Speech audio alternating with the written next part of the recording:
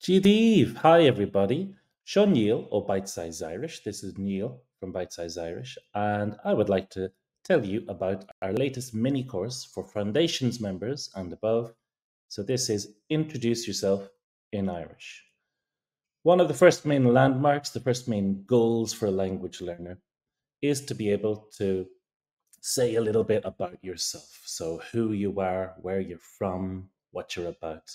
And that's exactly what we have here. It's just the basics, so you can quite quickly learn the simplest way to give your name, say your age, and so on.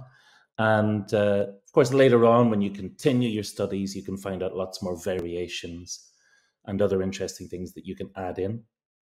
But we just have a few quite short lessons, very short lessons with the absolute basics, so you can quickly find out how to say your age, um, where you're from, for example, and other little pieces of vocab like place names.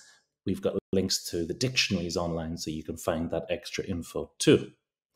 And at the very end, put it all together. We've actually got some examples from some of the bite-sized team where we have done the same thing. Owen agus Emma agus Mehin Neil. And then at the end, we're asking you to do the same thing. Give a full introduction to yourself. So that's it. I hope you enjoyed the course. Slán.